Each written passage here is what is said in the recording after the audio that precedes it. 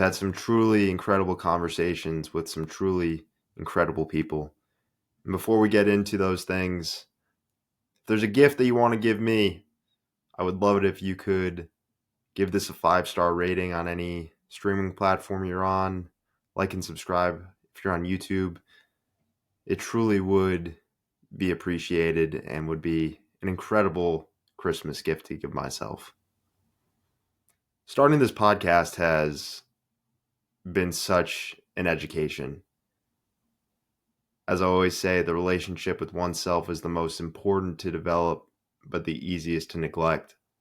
And I feel like starting this podcast and having these conversations and asking people really interesting questions about themselves has allowed me to further develop the relationship with myself.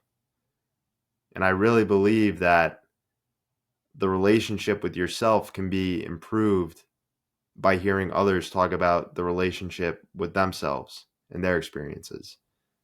And that's my main goal and my mindset behind creating all of these episodes and behind the questions that I ask.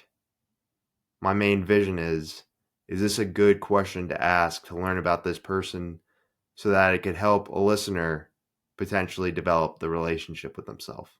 And I found this quote at the start of my podcast, and it has grown in such value week after week. A single conversation across the table with a wise man is better than 10 years mere study of books. Henry Wadsworth Longfellow. And I couldn't agree more. Each person that I've talked to, I've learned so much and have had some deep realizations and insights about my own life. Conversations can help a lot more than simply reading books. And now I want to give you the insights from each guest that I've taken away and put them all within this one episode. So we're going to break this down guest by guest, the one thing I've taken away from each person. And this is something that I started at the very beginning of creating the Outworker. After each conversation, after I was able to digest the conversation and process everything, I would reflect to myself and think, what is the thing that I took away most? And now I'm going to share all of those with each guest. So starting at the top, we're going to go in chronological order of who I've had on the show.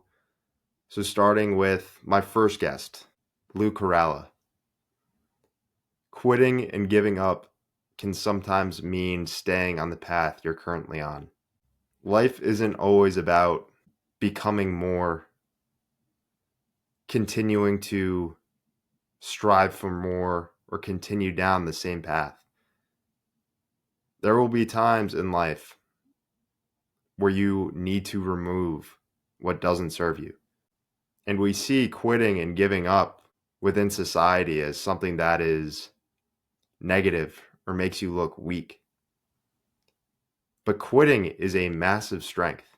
I always like to say that if you need to take a step back to move in the right direction, then why is that taking a step back? That is taking a massive step forward in the right direction in your life. Rob Tortorella. Your greatest gifts can stem from your greatest tragedies. Rob was in a car accident shortly after his college graduation and was paralyzed from the waist down and has been in a wheelchair ever since then. And that was a terrible tragedy. But he's gone on to do such incredible work and has built an incredible foundation. And the work that he has gone on to do, he would not have gone down this path without a terrible tragedy that has happened in his life. When you look at things in the short term, right when they happen, especially something so challenging like Rob, something that alters your life forever. It is completely normal and easy to think, why is this happening to me? Why was this my route in life that I was given? But as time goes on, the tragedy that you were given in life sometimes, underneath the surface of that, you will see that it can be a true gift. Ace Qureini. The more we define our identity, the more we limit our potential. Ace has a clothing brand named Undefined, and it's the antithesis of defining yourself. The more you think you know who you are, the more you stay in a fixed position, or the more you just stay on one path. Allow yourself to be fluid. Allow yourself to evolve. Who I was 2 months ago is very different than who I am today. And you need to allow yourself the freedom to be undefined and not know who you are. We feel like we need to know everything. We need to know who we are, but it is a true strength to allow yourself that freedom to feel lost, to continue to be curious and search for new parts of yourself and allow for that internal exploration to take place. Akshay Nanavati. Emotions like fear, stress, anxiety, and depression are not bad. It is our reaction to feeling these emotions that harm us. Quick side note right now, Akshay is currently, as we speak, in Antarctica, trying to become the first person ever to ski solo, completely alone, coast to coast of Antarctica. Talk about a way to spend the holidays. I think it was 111 days straight where he needed to cross-country ski across Antarctica or walk across Antarctica 14 miles, 111 days straight, completely alone. Truly remarkable. And I have all the confidence in him that he is going to accomplish something like that. And I can't wait to have him back on the show so that he can share all the wisdom that has come from that. Because I remember when I had him on the show, he said, I don't know who I'm going to be afterwards. And tying that back into Ace Qureini, he's allowing himself to be undefined. But getting back to what I said about Akshay, what I took away, how these emotions are not bad. It's our reaction to feeling these emotions that harm us. Fear is not bad. We have a fear of fear. Feeling fear, stress, anxiety, and depression at times within our life, that can be normal and human. It is our reaction to feeling those things that stresses us out. I definitely felt that within my own life when I was younger. There would be times within college, especially my sophomore year of college, where I would feel stressed or anxious or make mistakes. And it wasn't those actual feelings. It was my conscious reaction of me thinking, oh, I'm a person that feels anxiety. That's what's making me feel bad. It wasn't the anxiety itself, but it was me thinking I'm a person who's dealing with those things. Is what would mess me up. So when you allow yourself to simply feel these emotions, rather than reacting to the fact that you're feeling these emotions, you realize that negative emotions really don't have a hold over us. Czuba. A creative release is a strong antidote to chronic consumption. We live in a society that is just overridden with consumption, whether it's our phones, whether it's the food we eat and the amount of food that we eat, the media that we're taking in. We are just in a constant state of consuming and taking in. And the best way that you can counteract that is by doing the opposite, by releasing something from your body in some creative way. And I think we romanticize creativity too much. I feel like a common line that you hear people say And I was definitely used to be somebody like this as well. Oh, I'm not creative. I don't have any creativity. We romanticize creativity as being this beautiful thing that has to look like a piece of art or a movie. Yes, that is one component to creativity. I would call that artistic creativity. The way that I simply see creativity, though, is just creating something. And that can be as simple as creating a garden in your neighborhood, writing a note to yourself, coloring in a coloring book. That is all creativity. Using your voice in a podcast. That is all creativity, because creativity is releasing something from your body and your mind. So when you feel like you were just in a constant state of consumption and it doesn't feel good, release something from your body. Dr. Ira Rashbaum. The next breakthrough for understanding chronic pain and mind-body disorders is neuroimaging to see where anger symptoms are in the brain. Dr. Ira Rashbaum has had a profound impact on my life. He's the doctor that I met with when he diagnosed me with TMS, when I was dealing with really bad chronic back pain and throughout my entire lower body. Couldn't walk, bend over, sneeze, or cough. Anyone who's listening, I have an entire series on this entire experience called Back on Top, where I go through my entire experience of how I healed from 2 herniated discs. And this is something that's really fascinating to me, because when we think of imaging within the medical space, whether it's MRIs, X-rays, CAT scans, it's strictly physical. We are simply just looking at the body and seeing a one-dimensional component of who we are as a person. What do the bones, organs, muscles look like within our body? What type of state are they in? But this is fascinating to think that we could have some type of imaging of our brain that shows a more three-dimensional understanding of who we are as a person, seeing where our emotions and seeing specifically where our anger is stored within our brain, and having that concrete knowledge. Because knowledge is everything. Having a conscious awareness of that mind-body connection is powerful. And I know that when this type of technology exists, where we have medical imaging that shows those EQ symptoms, so to speak, that will be a massive step forward in people appreciating the mind-body connection and how it plays into their physical, mental, emotional, and spiritual health.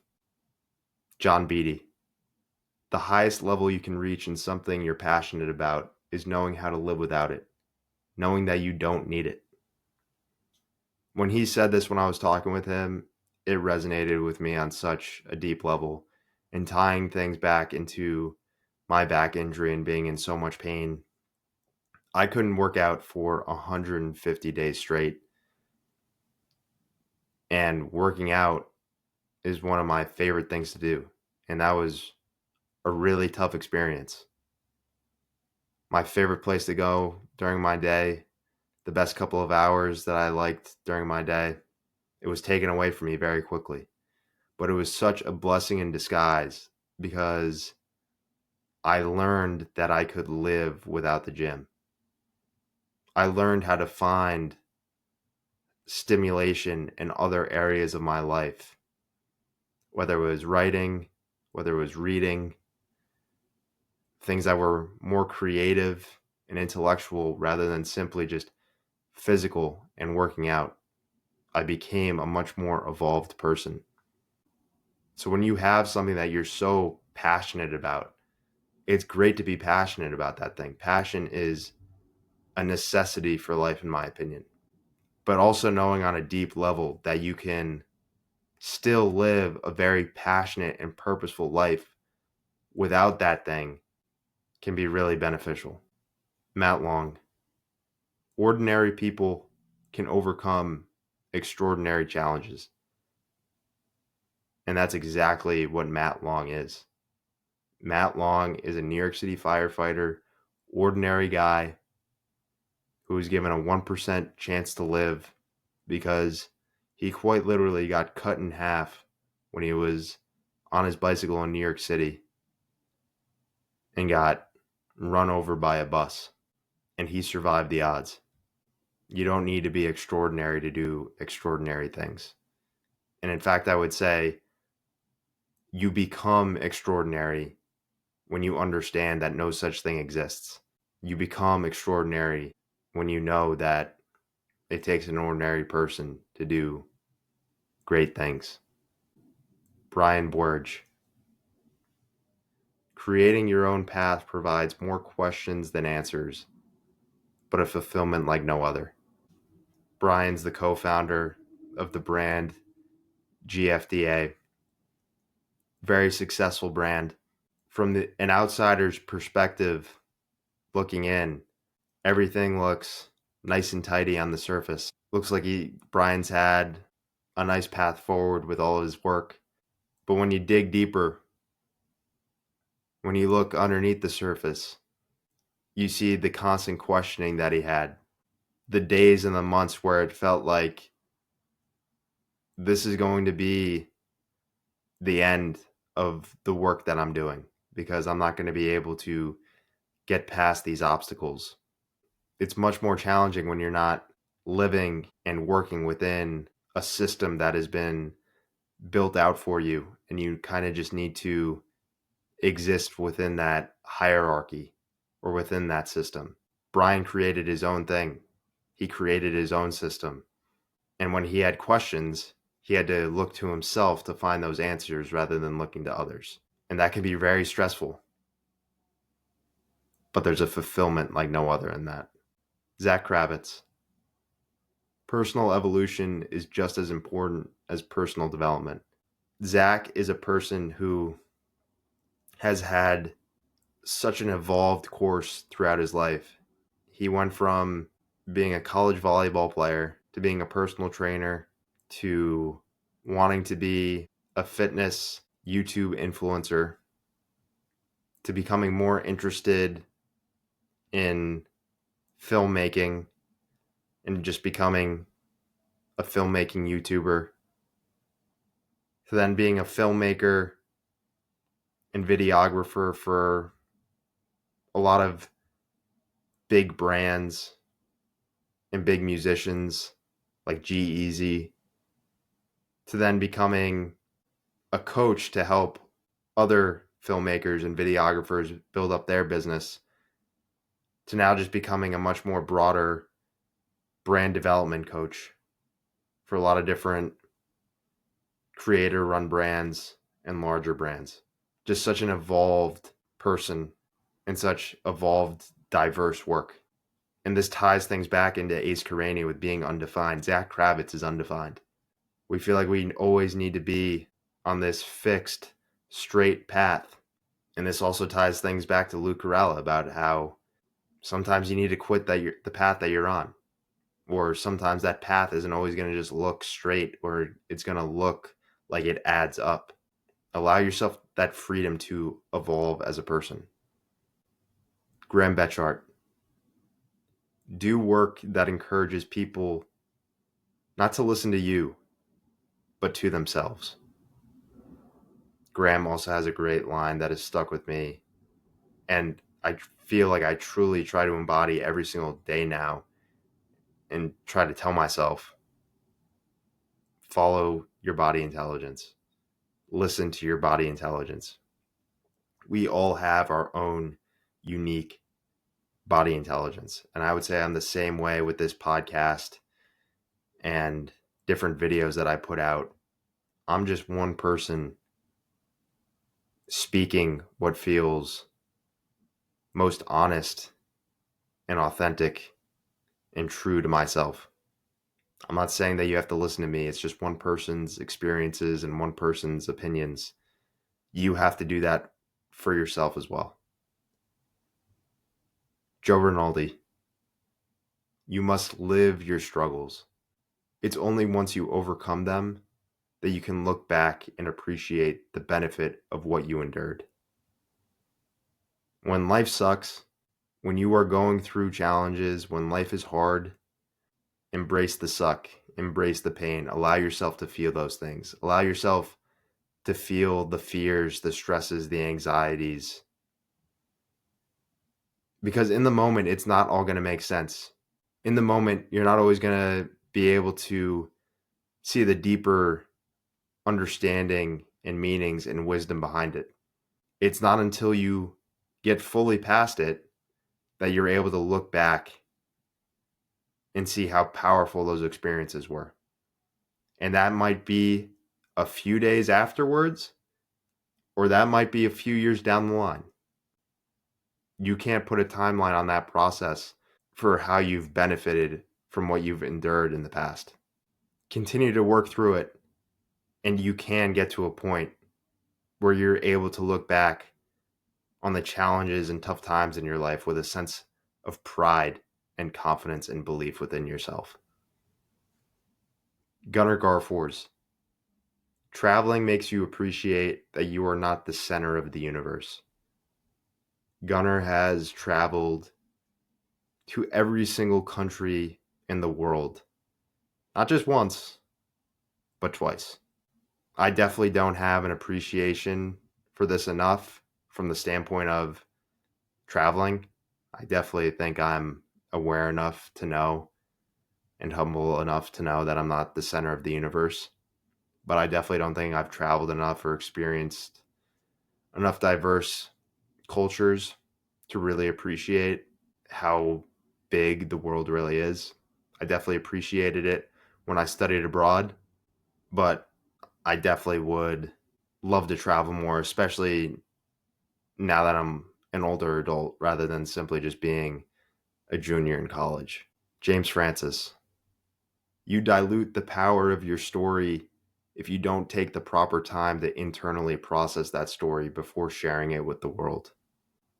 With my Back on Top series, I didn't release that until 2.5 to 3 years after that entire experience wrapped up to a certain extent.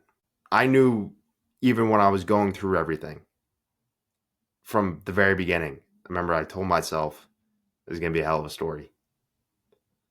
But I knew that I needed to allow myself to evolve as a person and allow for that entire experience to work within me before sharing it with the world. And I knew that if I shared that story while simultaneously also trying to process everything for myself, that experience of sharing it would not have been as powerful or as effective. Because what I like to always say is we all have a story that the world can benefit from hearing. But there's no timeline for that. It doesn't have to be now that you share that story. It could be 10 years from now. You need to allow yourself the time for you to fully grasp and appreciate and understand all the intricacies of your life and your story before you share it with everyone else. Nate Boyer. Your identity is grounded in what you want to do next, not in what you've done in the past. Ties in really nicely about what I've talked about with other guests like Zack Kravits and Ace Qureini. Nate was in the Army. He was a cadet. Then he played football at the University of Texas and then in the NFL with the Seahawks. And then once he was retired from the military and a retired football player, he had this artistic, creative side to himself that he really wanted to pursue.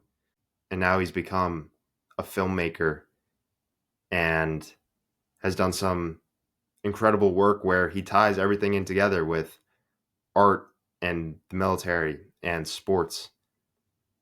And I think it's such a strong mindset to have where don't be defined by what you've done in the past or what you're currently doing right now. Be defined by what do I want to do next? Who do I want to become? And allow yourself to feel the evolution of who you are as a person. Amy Downs. If you have a problem in your life that must be dealt with, put your ego aside and do whatever it takes to solve that problem. Amy Downs is the living embodiment of the quote, sometimes when you think you're buried, you've actually been planted. Amy was in the building that exploded in the 1995 Oklahoma City bombing, and she was buried alive for 6 hours before she was rescued. And after that entire experience and giving this second chance at life, she realized that she really had not been living up until that point. She wasn't living up to her potential and what she could truly do in life. And one of those problems that she had within her life is that she was obese. She was severely overweight. And she would try losing weight and she would struggle or she would cheat. And she finally got to the point where she put her ego aside and she got a fat loss surgery to help her in the process. And I know you could probably say, oh, that's cheating. But she's simply a person that had the conscious awareness of, I have a problem and I need help with this because I can't do it on my own. And I'm going to do what it takes to solve this problem. And on top of that, she's in incredible shape now and completed an entire Ironman. So for to say that she cheated just really isn't the case, because doing an Ironman, not many people can say that they've done that. Rinaldi. Boundaries are what create your ideal environment. The environment that you're in right now, maybe it's good the way it is, which is awesome, or maybe it's bad. And when you're in a bad environment, or honestly just any environment, not even good or bad, just any environment, you can segment that environment by putting up boundaries and showing people where you stand within your life. And I'm a big believer that you are your own environment. You as a person, that is your environment. Don't conform to what other people are doing you. Don't conform to your environment. Be true and authentic to yourself. And wherever you go as a person, bring that internal environment with you as well. Becca Pizzi. Short-term pain costs way less than long-term regret. Becca ran the World Marathon Challenge twice and became the first American woman to do that. And what that is, it's 7 marathons on 7 different continents in 7 days. And I can't remember if it was the first time she did this or the second time, but I forget if it was her quad or her groin. I think it was her groin, but she completely tore her groin on the second to last marathon. And she could have quit. She could have said, I can't do this. But she somehow finished the race with a torn groin. It's just truly remarkable. And she knew that the pain she was feeling in those moments for that final day would be a lot worse than the pain that would stick with her for the entire life and the questions that she would ask herself about, why weren't you able to finish that? And I'm a big believer that there's going to be pain within your life no matter what. So you got to choose the pain that's worth fighting for. When it comes to the way that you live your life, you can choose the pain and the discomfort of being true to who you are and going after what you truly want. Or you can feel that slow, dull, burning pain within you, living a life that just doesn't feel true to who you are. And you feel like there's a facade to you, or there's a duality to you. There's this true version that lives within yourself, but there's this person on the surface who is living within the world. Steph Jagger. The older you get, the more your internal voice and actual voice hopefully become one. I think that's really fascinating. And I think that's something that I've definitely developed, but I'm definitely not close to being there yet. And I think that's just a lifelong journey for all of us. But I think this podcast has definitely helped me within that journey and that process of using my internal voice to speak. And that's truly powerful, where you're speaking your truth and you're speaking what is most authentic and honest to you. Because when you release that energy, your voice is your energy. Your voice is a release of energy. And when you're putting that true internal energy out into the world, that is the type of energy that you will attract back from other people. Austin Hatch, you can have something terrible happen to you and use it as a justification for why your path will continue to be negative, or you can have something terrible happen to you and turn it into a force for good. Austin Hatch survived 2 plane crashes. A lot of his family members died. On the first plane crash, his mom and 2 younger siblings died, and then on the second one, his father and his stepmom died. I could not imagine that type of tragedy or that type of pain. Austin went on to play college basketball at the University of Michigan, and it was interesting living with intentionality and being your true and honest and authentic self, and getting back to this component of making sure your internal and actual voice become one. Austin was working at the corporate office for Domino's, and he just knew this isn't the path for me. And he's become a motivational and public speaker, and has put his voice on display and his story on display, talking to companies all over the country, motivating and inspiring hundreds of thousands of people all over the country with his story and his experiences and the knowledge that he's gained. So he's taken this terrible thing that has happened in his life, similar to Rob Tortorella, and he's turned it into a gift for himself. Ian Manuel, it is not about what you are going through, but how you choose to go through it that matters. Simply put, Ian Manuel is the most incredible person that I've ever spoken to in my entire life. When I was having that conversation with him, I didn't realize it in the moment because I was just so locked in on what he was saying. But as soon as the conversation ended and I stepped out of that world of talking with him, I realized that I was drenched in sweat because it was just such a powerful and interesting conversation and such a inspiring person. Ian was put in prison at 13 years old. He had committed a crime, so it's not like he was wrongfully imprisoned. He committed a crime, but his sentencing did not align with what he did. And on top of that, he was put into solitary confinement starting at 13 years old, which also should not have been done. And he was in solitary confinement for 18 straight years. And he credits writing poetry to the reason why he stayed sane and stayed inspired that he would get out of jail one day.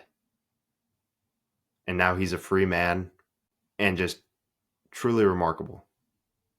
He took this terrible situation, and to a large degree, he put himself in this situation. But then there were factors that played against him that he didn't have control over. But he took that what he was going through, and he defined the way or the how behind that situation. Truly remarkable. Jim the Rookie Morris. Make fun of life.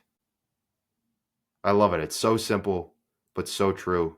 When you have challenges come into your life, when life's kind of kicking you down, just make fun of life, man. That's what he said.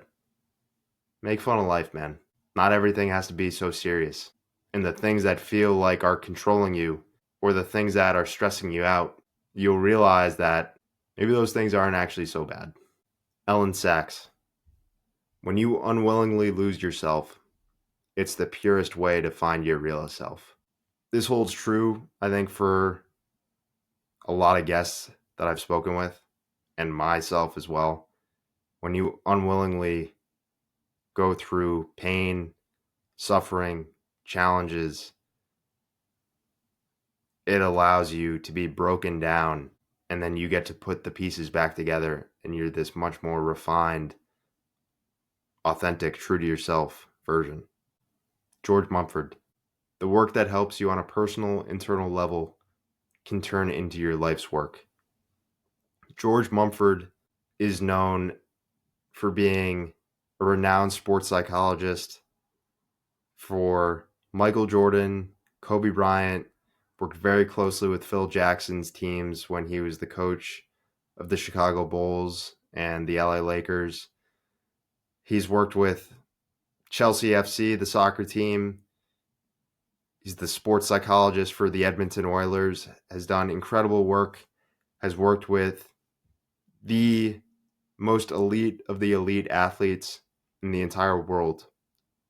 But at his core, who George Mumford is before he became George Mumford, the sports psychologist, grew up in Boston, Massachusetts.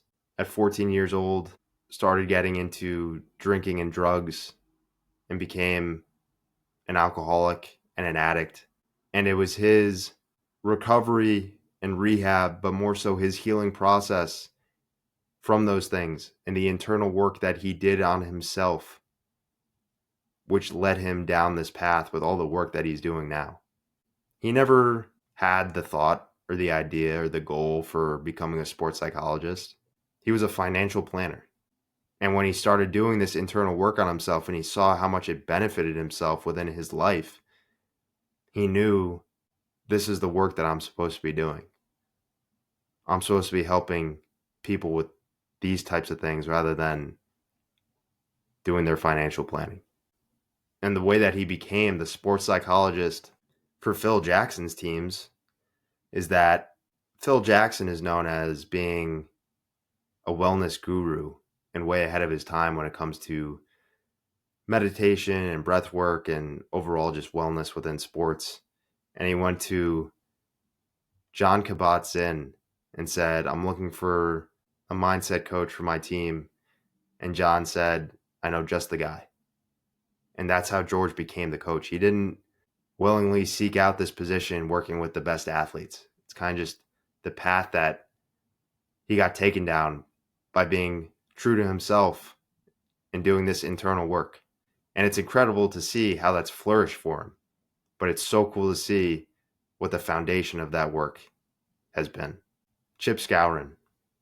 Don't let your disaster go to waste. Get a reward from it. Chip was convicted of insider trading, was living a life that was not true to him. He said himself he was focused on money, power, high social status. But internally, he was completely depleted, and he knew he wasn't being true to himself. He knew that he would not be willingly able to step away from that lifestyle. And because he got convicted of insider trading, it unwillingly took him away from that life and it put him in jail, where he truly started to heal and started to get back in touch with his most authentic self. And one of the most fascinating things that he told me was that his first night in prison was the best night of sleep that he had in years. So he took this disaster that he put himself through, and he came out the other side much more true to who he was, and he got a reward from it. And it's so fascinating. I saw a photo of himself when he's in this really nice, expensive suit. He's in his big New York City high-rise office, and he just looks so depleted. And then I saw a photo of him recently after everything that's happened, and he has this glow to himself almost. And you can just see the difference in who he is as a person on a deep energetic level. Oliver de la Paz. Reading and writing poetry has a positive effect on your physical health. I got to know Oliver because he was the professor for a class that I took my senior year of college at Holy Cross. He taught the class Poetics of Pain, which had a profound impact on me because when I was going through all my chronic pain struggles with my herniated discs, I was in this class, and it didn't just feel like a class, it was an enlightening experience. And one of the things that he told me when I was talking with him is that getting into the physical health component, he said that reading and writing poetry, there's research that's been done that it will lower your heart rate. And we simply see poetry, or I saw poetry as this is simply artistic. There's not a much bigger health impact within this type of work, but I have felt that on a deep level. And when I heard him say that, it was so fascinating, but I wasn't surprised. Eric Weinmeier. Submit to the flow of water that life puts you in. We always want to be in control. We always want to feel like life is going exactly how we have it planned out within our mind. We always want life to be on our timeline. But what happens when you aren't in control? When life isn't panning out like you planned it? When it's not on your timeline? Do you try to fight it? Do you try to regain control so that it is going how you see it within your visualizations? You can do that, but you're just going to make it even worse. And I know that from experience.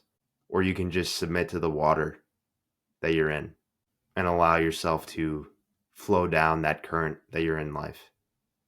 Because what I've found is that you might not necessarily willingly push yourself down a certain direction in life, but that doesn't mean that you're going down the wrong path.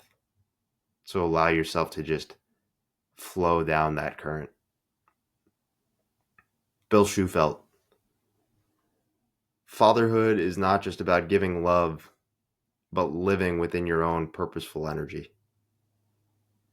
Bill Schufelt is the co-founder and CEO of Athletic Brewing, one of the fastest growing brands in the entire country, the leader of the non-alcoholic beer space, truly innovative.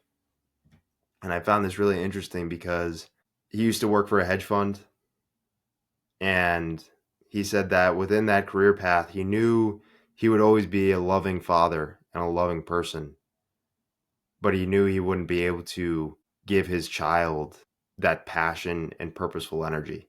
But now that he is doing passionate and purposeful work, he can give that energy to his child. And I found that really fascinating, where there's this two tiers where you always want to give your kids love. But if you can show your kids what passion and purpose also look like, what an incredible thing to pass on. Nick Sweeney. Life is one long breathing exercise. Your breath is so powerful. When you have a conscious awareness behind your breathing and how it can, on one end, make you stress out, but on the other end, if you're in control of your breathing, it can completely relax you and take you into this focused state. So when you have that intentionality behind your breathing, you are able to perform at such a higher level. Grace Weather. Live without context. We always like to put our own narratives and spins onto things for why they can or cannot happen. Strip that narrative away. Just start living. This is something that just within the last couple of months, I've really started to be intentional with. Because I think we all like to put our own context onto things when it comes to work or just anything in life. And what I mean by that, we will have this perception of, oh, this is going to be really hard, or, oh, this is going to be very easy, or, oh, I'm going to sacrifice a lot. Yes, all those things can be true, But something that I've told myself now is that it's going to be what it's going to be. Yes, maybe it'll be hard. Yes, maybe it'll be easy. Yes, maybe I'll have to sacrifice, but maybe it won't be any of those things either. It's just going to be what it's going to be, because when you take that perception off of things, when you take that context out, it allows you to just act within the moment and execute within the moment. Because some of that I've definitely struggled with is that, I would be like, oh, this is going to be really hard. This is going to be a lot of hard work. So when you are looking at your work through those lenses of this is going to be really hard, you will manufacture that resistance and you will manufacture that work into being really hard when, who knows, maybe it actually isn't. So live without context. David Kaczynski. Life is not about what happens, but by how you respond. David Kaczynski is the definition of you can do everything right within your own life and still have everything go terribly wrong. Good, honest, smart, to himself man who just happens to also be the brother of the Unabomber, whose life then went on full display and was examined. And he was the one who turned his brother in. He had the choice. Do I turn my brother in at the risk of him potentially being killed because of the death penalty? Or do I not turn him in and more innocent people are killed because of him? What a conundrum. He eventually does turn him in, and he has this incredible journey of how he reclaimed his life and his identity and getting back into poetry and solitude and seeking out nature is how he reclaimed his life and allowed himself to heal and not be fully consumed by this storyline of simply being the Unabomber's brother. Raise Ahab. Be open to receiving your greatness. I definitely struggle with allowing myself to be seen or allowing myself to feel that greatness and believe in that greatness within a public setting. And I think I'm a very humble person, but I think you can be humble to a fault where it starts to work against you and you downplay yourself to a certain extent and you downplay your skills and what you can achieve. And Ray was the same way. One of the first marathons or ultra marathons that he raced, he won the entire race and he thought it was a mistake. He was like, this is a mistake. Like this can't be true. Like, did I cut a corner? Did I make a wrong turn? Like, I don't think I won this. Like, he wasn't receiving his greatness. He wasn't believing in his greatness. Allow yourself to be great. I think that's one of the biggest setbacks, actually, or one of the biggest challenges when it comes to succeeding is just allowing yourself the freedom to receive those things. Dr. Jill Bolte Taylor. We perceive ourselves as being one person, but on a neurological level, our brains are made up of 4 unique characters. Dr. Taylor's book, Whole Brain Living, highly, highly recommend. Dives deep into all this info about how our brain is made up of 4 characters. We have our left thinking brain, our left emotional brain, our right thinking brain, and our right emotional brain. And those all make up 4 characters. And diving deep into one of our characters, character number 4, life is about becoming aligned with our character 4. That is where our authenticity and highest self lives. And a good little practice that has helped me, actually, especially after reading your book, when there are times when I'm anxious or negative self-talk or feel like I'm not on the right path, I can be consciously aware of that now and just be like, oh, okay, that's my character 2 talking to me. Or that's my character 2 trying to take over my entire identity. Because it's so easy for us to think, oh, I'm an anxious person. Oh, I feel lost. Oh, I don't know where I'm going in life. And we embody that as fully who we are, where it's like, no, like that's just a quarter of your brain. That's just 1/4 of you that's talking to you. And now you're just embodying that for your full identity.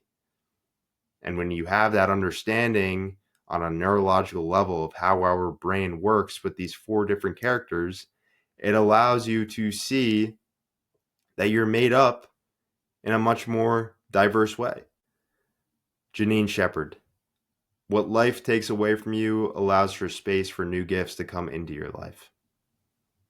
Janine was the most elite Australian woman athlete at her time, was on the path to go to the Olympics for cross-country skiing, terrible training accident, and never skied again. But it allowed her to find other passions within her life. And there was a 60-minute segment on her, and they asked her, do you struggle with thinking that you never won the gold medal? And she just says so passionately and lovely, like, I have my family.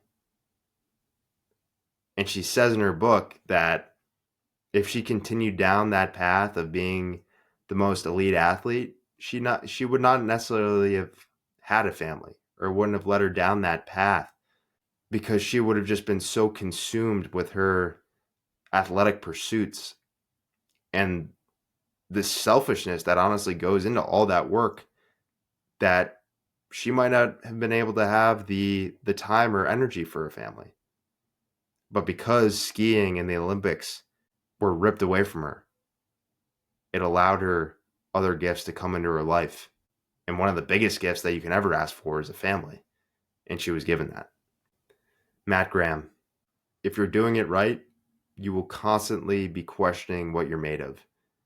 The only time you are sure of yourself is when you're not trying. When you're constantly pushing forward in uncharted territory, you should have more questions than answers. If you have more answers than questions, I would say that you're staying stagnant, or you're staying within the same place. And I would go even a step further in saying that you should feel lost to a certain extent. There have been a lot of times where I've felt lost, but then I had a realization where being lost is power, because it means that you will continue to ask yourself questions. And when you continue to ask yourself questions, you have an internal curiosity to yourself that never goes away, and you become a lifelong student. But if you feel like you constantly have it all figured out, then you won't be growing. And that's when you actually don't have it figured out at all. That was the last guest. Final point I'll also say is the Outworker as a whole, yes, this is my podcast. I'm the host of this. But none of this exists without all these guests and all these incredible people that I've just talked about. I am just one small part of this that is working on this machine and making this machine run. There are so many different integral pieces of this entire thing that have fit into this entire podcast. And I'm so greatly appreciative of the opportunities that this podcast has given to me, and all these incredible people that I've spoken with, and all the incredible connections that I've made. And can't wait to continue to build upon it in 2025 with more incredible guests and more incredible questions, and continuing to allow people to develop the relationship with themselves. If you enjoyed this episode of how I went over each guest, highly recommend you listen to all the solo episodes as well. This is almost just like a Spark Notes version, obviously, of these ideas and these experiences from all these incredible people. Like I said at the start, if you could leave us a rating, a like, subscribe, any type of support you can show, it's greatly appreciated for growing the show. And with that, keep out working.